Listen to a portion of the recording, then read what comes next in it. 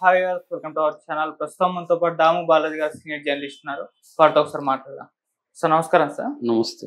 Sir, Jaganmohan Reddy గారు అటు Tamil Nadu CM MK Stalin గారు తెచ్చిన కొన్ని చట్టాలని, అలాగే మహారాష్ట్రలో ఉన్న కొన్ని చట్టాలని ఇక్కడ ఇంప్లిమెంట్ చేసేసి టీడీపీని అండ్ జనసేనని ఇబ్బందుల్లో పెట్టే ఒక ప్లాన్ చేస్తున్నట్టుగా ఇప్పటి నుంచి ఒక వార్త వైరల్ అవుతుంది సార్. అంటే ఆయన ఆల్రెడీ ఫిక్స్ అయిపోయారు, నెక్స్ట్ ఎలక్షన్స్ వస్తే నేనే గవర్నమెంట్ ఫామ్ చేస్తానన్న ఇదిలో ఉన్నారు. సో గవర్నమెంట్ ఫామ్ అయిన తర్వాత ఈ చట్టాలన్నీ తీసుకొచ్చి వీళ్ళని ఇబ్బంది పెట్టే ప్రయత్నాలు ఇప్పటి నుంచే కూడా ఆలోచనలు అయితే చేస్తున్నారు. మరి ఏంటా చట్టాలు, వాటి వల్ల ఎటువంటి ఇబ్బందులు ఉండే అవకాశం ఉంది టీడీపీకి, జనసేనకు? మరి మీరేం చెప్తారు సార్ ఈ ప్లాన్ గురించి? యాక్చువల్గా తెలుగుదేశం కూటమి ప్రభుత్వం రాకముందే మేము వస్తే ఒక్కొక్కడిని తరిమి కొడతాము, మీరు ప్రపంచంలో ఏ మూల దాక్కున్నా లాక్కొచ్చి కొడతాము, కడ్రాయిలతో నడిపిస్తాము, ఇలాగా ఓపెన్గానే పవన్ కళ్యాణ్ కానీ, లోకేష్ కానీ, ఈవెన్ చంద్రబాబు కానీ, స్థానిక నాయకులు కానీ మాట్లాడారు. వాళ్ళ అంత ఆవేశంలో అంటే ప్రజలు ఏమనుకుంటారు, మన ప్రభుత్వం వస్తే ప్రజలకి ఏం చేయాలో చెప్పకుండా ప్రతీకారం తీర్చుకుంటామని చెప్తే ఏమనుకుంటారు అన్న సెన్స్ కూడా లేకుండా చెప్పారా? సెన్స్ లేదా, వాళ్ళకి తెలియదా అంటే తెలుసు. కానీ అది చెప్పడం వెనక జగన్ అరాచకాలు ఉన్నాయనేది వాస్తవం. జగన్ అంతగా వాళ్ళని వేధించాడు కాబట్టి మేము వస్తే ఇంతకు 10 రెట్టింపు ఉంటుంది అనేది చెప్పడం వెనక అదే కారణం. లోకేష్ యువకులం పాదయాత్రలో ప్రతి చోట ఒక రెడ్ బుక్లో ఒకరి పేరు ఎక్కించడానికి కారణం ఏంటంటే ఆయన మొత్తం 4000 కిలోమీటర్లు తిరిగాడు కాబట్టి తిరిగిన ఏరియాల్లో ఎక్కడెక్కడ స్థానిక నాయకులు కావచ్చు, వైసీపీ నాయకులు కావచ్చు, లేకపోతే స్థానిక పోలీస్ ఆఫీసర్లు కావచ్చు, కలెక్టర్లు కావచ్చు, అంటే బ్యూరోక్రాట్స్ కావచ్చు, వీళ్ళు వేధిస్తున్నారో లోకేష్కి చెప్పడం వల్ల లోకేష్కి దగ్గరగా ఈ అరాచకాలని పరిశీలించే అవకాశం దొరికింది. అందువల్ల లోకేష్ ఏంటంటే వాళ్ళకి ఒక హెచ్చరిక పంపదలుచుకున్నాడు. మీరు కానీ ఆపకపోతే నేను రెడ్ బుక్ పెడుతున్నాను, ఈ రెడ్ బుక్లో మీ పేర్లు ఎక్కిస్తున్నాను అన్నది లోకేష్ ప్రకటించాడు. అందరూ ఏమనుకున్నారంటే ఇది ఒట్టి బెదిరింపులే, వీళ్ళు వచ్చినాక దీని మీద ఉండదు. ఎందుకంటే రాష్ట్ర అభివృద్ధి మీద చంద్రబాబు ముందు నుంచి కూడా అభివృద్ధి అనేది ఆయన ప్రధాన సింగిల్ పాయింట్ ప్రోగ్రాం. అది ఇమ్మీడియట్గా కావచ్చు, లాంగ్ టర్మ్ కావచ్చు, అభివృద్ధి మీద ఆయన ఫోకస్ చేస్తాడనేది ఆయన అనేక సార్లు ప్రకటించుకున్నాడు. కొంతవరకు వాస్తవం కూడా ఉంది. అది రివెంజ్ పాలిటిక్స్ అనేది జనరల్గా చంద్రబాబు చాలా తక్కువ చేస్తాడు మిగతా సీఎంలతో పోలిస్తే. కానీ లోకేష్, పవన్ కళ్యాణ్ రిలేటివ్గా యంగ్, ఇప్పుడు కొత్తగా యంగ్ బ్లడ్ వచ్చింది. ఇప్పుడు మొత్తం వాళ్ళ ఎమ్మెల్యేలలో ఎన్నికైన వాళ్ళు 80 మంది కొత్తగా వచ్చిన వాళ్ళు. సో వీళ్ళు చాలామంది కేడరు 5 ఏళ్లుగా, వాళ్ళైతే జనసేన వాళ్ళు 10 ఏళ్లుగా రకరకాల ఇబ్బందులు పడి ఉంటారు కాబట్టి వాళ్ళకి కక్ష తీర్చుకోవాలన్న ఇది వచ్చింది. ఎందుకంటే అంతకుముందు జగన్ కూడా ఇదే పని చేశాడు కాబట్టి. సో ఈ నేపథ్యంలో వాళ్ళు హెచ్చరించిన తర్వాత డే 1 నుంచే, అంటే ప్రమాణ స్వీకారం చేయకముందు నుంచే చంద్రబాబు ప్రభుత్వం కంప్లీట్గా రివెంజ్ మోడ్లోకి వెళ్ళిపోయింది.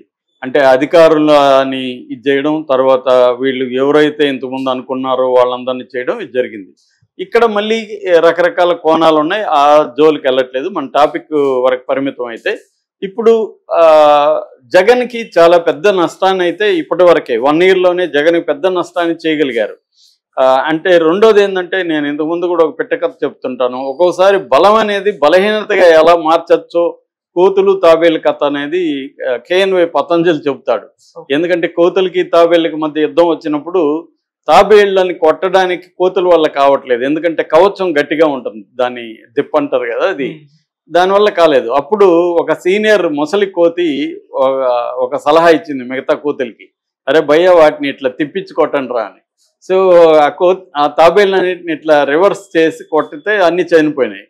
సో అంటే ఇంతవరకు బలం అనుకున్నది దాని వెనకనే బలహీనత కూడా ఉంటుంది. ఆ బలహీనతను గుర్తించగలిగితే ఎనిమిని ఎలా దెబ్బతీయచ్చు అనేది ఈ కథ చెబుతుంది. అలాగా జగన్ అంటేనే ఒక బలవంతుడు, చాలా దౌర్జన్యాలు చేయగలడు, అతని నెట్వర్క్ చాలా స్ట్రాంగ్గా ఉంటుంది, రాయలసీమ ఫ్యాక్షనిజం ఉంటుంది, అతనికి డబ్బులు విపరీతంగా ఉన్నాయి, అతనికి మోడీ అండుంది, ఇవన్నీ ఉండేవి.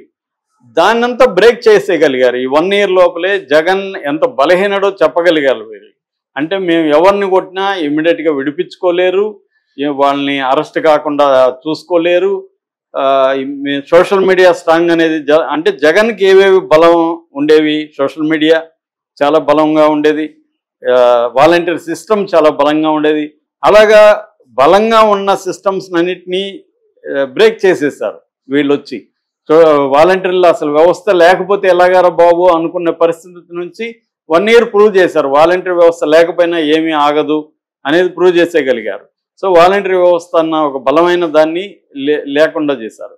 అట్లాగే జగన్ సోషల్ మీడియాని వెన్నుముక విరిచేశారు. సోషల్ మీడియాలో దాదాపు 100 మందికి పైన అరెస్టులు, ఇంకొంతమంది పైన కేసులు పెట్టడం, వాళ్ళని ఏమీ చేయలేకపోయాడు జగన్. ఆల్టర్నేటివ్గా జగన్ ఒక నిర్మించలేకపోయాడు.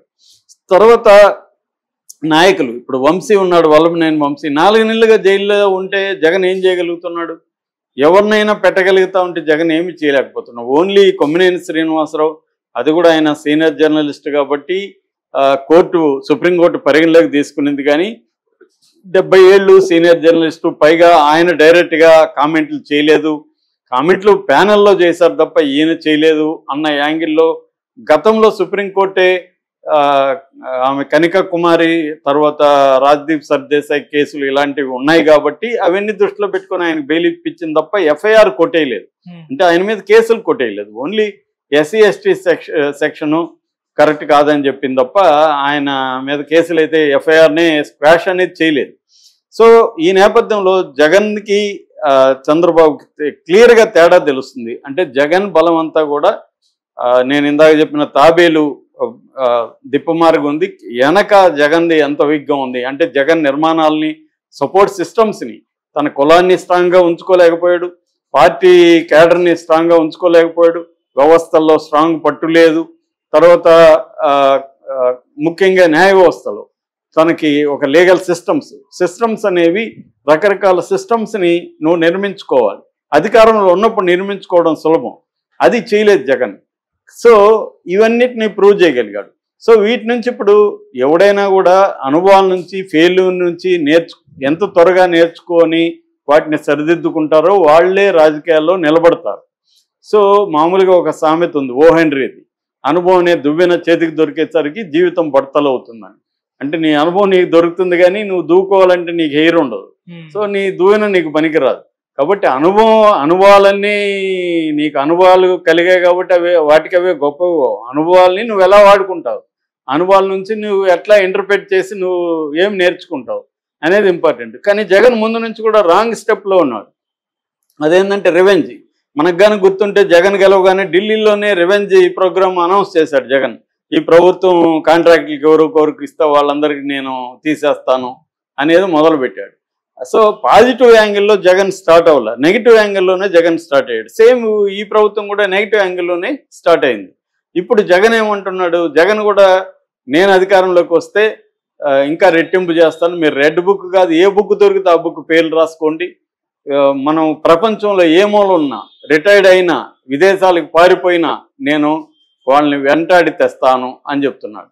సో ఇప్పుడు కొత్తగా వస్తున్న వార్త ఏంటంటే, ఒక మహారాష్ట్రలో, తమిళనాడులో ఉన్న 2 చట్టాలు ఉన్నాయి. ఈ 2 చట్టాలు జగన్ అధ్యయనం చేసి ఈ 2 చట్టాలలాగా రేపు మనం కూడా ఒక స్టేట్ లా చట్టం తీసుకురావాలనేది జగన్ ప్లాన్గా చెప్తున్నారు. అసలు ఈ 2 చట్టాలు ఏంటి? ఇలా సెంట్రల్ గవర్నమెంట్ చట్టాలు, స్టేట్ గవర్నమెంట్ చట్టాలు ఉండొచ్చా క్రిమినల్ దీంట్లో అంటే ఉండొచ్చు. మన రాజ్యాంగం స్టేట్ అంశాలు కొన్ని ఉంటాయి, సెంట్రల్ అంశాలు ఉంటాయి, ఉమ్మడి అంశాలు ఉంటాయి, 3 రకాలు ఉంటాయి అన్నమాట. ఇది లా అండ్ ఆర్డర్ అనేది ఉమ్మడి అంశం, మామూలుగా అయితే స్టేట్ అంశం కిందకి వస్తుంది, కానీ దాన్ని బ్రేక్ చేయడానికి చాలా ఉన్నాయి. ఇప్పుడు ఫర్ ఎగ్జాంపుల్ సిబిఐ ఉంది, సిబిఐ ఏ స్టేట్లో ప్రవేశించాలన్నా ఆ స్టేట్ పర్మిషన్ ఇవ్వాలి, జనరల్ కాన్సెంట్ అంటారు, కాన్సెంట్ ఇవ్వాలి.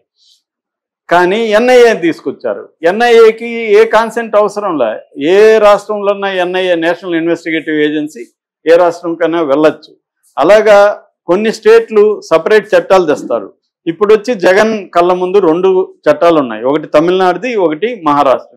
ముందుగా తమిళనాడుది చెప్తాను. తమిళనాడుది గోండా యాక్ట్ అంటారు, దీన్ని మామూలుగా ప్రజలు పిలిచేది గోండా యాక్ట్ అంటారు. దీని అసలు పేరు ఏంటంటే చాలా పొడుగు పేరు ఉంది, Tamil Nadu prevention of dangerous drug offenders, forest offenders, sand offenders, slum grabbers, video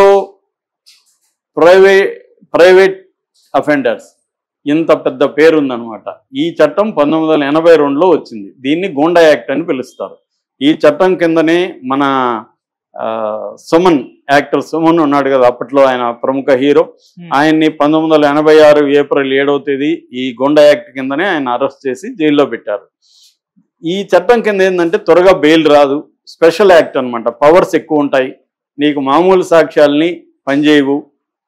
వాళ్ళు గవర్నమెంట్ మా దగ్గర సాక్ష్యం ఉందనుకుంటే అది దాన్ని ప్రూవ్ చేయాల్సిన అవసరం లేదు, ఇలాగా పెట్టచ్చు. తర్వాత అది సుప్రీంకోర్టుకు వరకు వెళ్ళి సుమన్ బయటకు వచ్చాడు. కానీ వెరీ వెరీ డిఫికల్ట్ అనమాట. అట్లాగే మహారాష్ట్రలో ఎంకోకా అంటారు దాన్ని, MCOCA దాని పేరు, ఎంకోకా అని పిలుస్తారు. COCA కోకా, ఎంకోకా అంటారు. దీని పూర్తి ఇదేంటంటే the Maharashtra control of organised act 1999. దీని కింద కూడా స్పెషల్ పవర్స్ ఉంటాయన్నమాట. దీనికి స్పెషల్ కోర్టులు ఏర్పాటు చేస్తారు. దీనికి ఎవిడెన్స్ సర్వైలెన్స్ అంటే సర్వైలెన్స్ ఉంటుంది. ఫర్ ఎగ్జాంపుల్, నువ్వు నాకు ప్రత్యర్థి, నేను గవర్నమెంట్, నేనేం చేస్తానంటే నీ మీద సర్వైలెన్స్ పెడతా. ఈ సర్వైలెన్స్లో నువ్వు కుట్ర చేస్తున్నావు అని నాకు అనిపించింది, నేను నిన్ను అరెస్ట్ చేసి లోపల ఇచ్చి ఈ యాక్ట్ కింద అరెస్ట్ చేస్తే నువ్వు కుట్ర చేస్తున్నట్టు నేను ప్రూవ్ చేయాలి కదా, ప్రూవ్ చేయాల్సిన అవసరం లేదు. అంటే నా దగ్గర ప్రూఫ్ ఉంది, మా సర్వైలెన్స్లో తేలిందని చెప్పచ్చు. ఈ చట్టం కింద నీకు హక్కులు ఉండవు అనమాట. సపరేట్ కోర్టులు ఉంటాయి. ఈ కోర్టులు కూడా గవర్నమెంట్ హ్యాండ్ ఓవర్లో ఉంటాయి కాబట్టి శిక్షలు కఠినంగా వేస్తాయి, త్వరగా కూడా వేస్తారు. అంటే ఇప్పటి వరకు చంద్రబాబు ప్రభుత్వం ఏం చేస్తుందంటే జగన్ ప్రభుత్వంలో ఉన్న వాళ్ళని, జగన్ పార్టీలో ఉన్న వాళ్ళని వేధించడం కోసం సోషల్ మీడియా కావచ్చు, లేకపోతే రాజకీయ నాయకులు కావచ్చు, లేకపోతే పోలీసులు కావచ్చు, లేకపోతే బ్యూరోక్రాట్స్ కావచ్చు, వీళ్ళని వేధించడం కోసం ఏం చేస్తుందంటే చట్టాన్ని తమ చేతుల్లోకి తీసుకొని పోలీసులు కొన్ని రకాల నేరం ఒకటి ఉంటుంది, వీళ్ళు పెట్టే యాక్ట్ ఒకటి ఉంటుంది. ఫర్ ఎగ్జాంపుల్, 7 ఏళ్ల లోపల జైలు శిక్ష పడే సెక్షన్లు పెడితే వాళ్ళని అరెస్ట్ చేయకూడదు, 41A కింద నోటీసులు ఇచ్చేసి పిలిపించాలి అనేది అనేక సార్లు కోర్టులు చెప్పింది. అందుకని వీళ్ళు ఏం చేస్తున్నారంటే 111 యాక్ట్ BNS పెడుతున్నారు. 111 ఏం చెప్తుంది, ఆర్గనైజ్డ్ క్రైమ్ సిండికేట్లో మెంబర్ అని చెప్తుంది.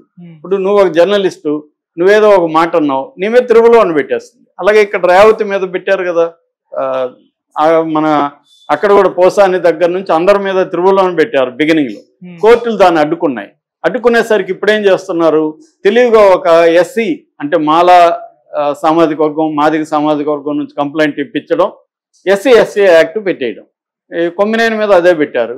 ఖమ్మంపాటి శిరీష్ అనే ఒక దళిత మహిళ దగ్గర కంప్లైంట్ ఇప్పించి SC పెట్టారు. దాన్ని మంగళగిరి కోర్టు పెట్టొద్దని చెప్పింది, సుప్రీంకోర్టు కూడా చెప్పింది. కానీ అందరి మీద వీళ్ళు కోర్టులకు వెళ్ళలేరు కదా. సుప్రీంకోర్టుకి వెళ్ళాలంటే పెద్దల అడ్వకేట్లను పెట్టుకోవాలి. ఈయన కొమ్మినేని మీద ఏదో జగన్ దయదలిచి పెట్టాడు, సిద్ధార్థ దవేని, ఆయన ఏదో 1 కోటో 2 కోట్లు తీసుకొని ఉంటాడు. అలాగే అందరి మీద జగన్ పెట్టలేడు కదా, కాబట్టి చచ్చినట్టు జైళ్ళల్లో ఉండాల్సి వస్తుంది, లేదా మల్టిపుల్ కేసులు పెట్టడం. అంటే వీళ్ళెవరికి శిక్షలు లేవు. ప్రాసెస్ ఈజ్ పనిష్మెంట్ ఇండియాలో, శిక్ష కాదు. సో శిక్ష పడకనే 10 ఏళ్ళు జైల్లో ఉన్నవాళ్ళు చాలామంది ఉన్నారు. ఫర్ ఎగ్జాంపుల్, సాయిబాబా 10 ఏళ్ళ జైల్లో ఉన్న తర్వాత ఆయన నిర్దోషిగా రిలీజ్ అయ్యాడు. మరి ఈ 10 ఏళ్ళు ఊరు ఇస్తారు ఆయనకి? కాబట్టి ఇప్పుడు జగన్ ఏం ఆలోచిస్తున్నాడంటే ఈ ఎంకోకా, ఈ గూండా యాక్ట్, తమిళనాడు గూండా యాక్టు, ఎంకోకా మహారాష్ట్ర, ఈ 2 చట్టాలలాగా ఒక ఆంధ్రప్రదేశ్లో ఒక గూండా యాక్ట్ లాంటిది ఒకటి సపరేట్గా తీసుకొచ్చి శిక్షలు త్వరగా వేసేయాలి వీళ్ళకి. ఇప్పటివరకు చంద్రబాబు ప్రభుత్వం ఏం చేస్తుంది, శిక్షలు పడవు వీళ్ళకి, కానీ శిక్ష వేసేసారనుకో ఒక్కొక్కడు 4 ఏళ్ళు 5 ఏళ్ళు 10 ఏళ్ళు శిక్షలు పడిపోతే ఎవడు బయటికి రాడు. ఈ యాంగిల్లో జగన్ ప్లాన్ చేస్తున్నాడు. దీని మీద స్టడీ జరుగుతుంది. సో జగన్ అధికారంలోకి వస్తే తెలుగుదేశం జనసేన వాళ్ళకి ఒక్కొక్కరికి మామూలుగా ఉండదు. ఈవెన్ లోకేష్ దగ్గర నుంచి అందరినీ ఈ యాక్ట్ల కింద అరెస్ట్ చేయడం, బెయిల్ రానియకుండా చూసుకోవడం, వాళ్ళకి శిక్షలు కూడా వేసేయడం. ఈ శిక్షల్లో మళ్ళీ ఏమవుతుంది, వీళ్ళు అప్పీల్కి వెళ్తూ ఉండాలి, హైకోర్టుకి వెళ్ళాలి, సుప్రీంకోర్టుకి వెళ్ళాలి, ఇవన్నీ టైములు పడుతూ ఉంటాయి. ఒకవేళ ఈ లోపల అది ఫెయిల్యూర్ అయితే ఇంకోటి చేయొచ్చు. ఈ యాంగిల్లో జగన్ ప్లాన్ చేస్తున్నట్టుగా చెప్తున్నారు. ఇది ఎంత నిజం అనేది తెలియదు. జగన్ అయితే మాత్రం ఆ సీరియస్గా ఉన్నట్టుగా తెలుస్తుంది. ఇదే కానీ జరిగితే మాత్రం రాష్ట్రం అల్లకల్లోలంగా మారిపోతుంది తప్ప అభివృద్ధి, సంక్షేమం, గవర్నెన్స్ అనేది అంటే పీపుల్ సెంట్రిక్ అప్రోచ్ అనేది పోయి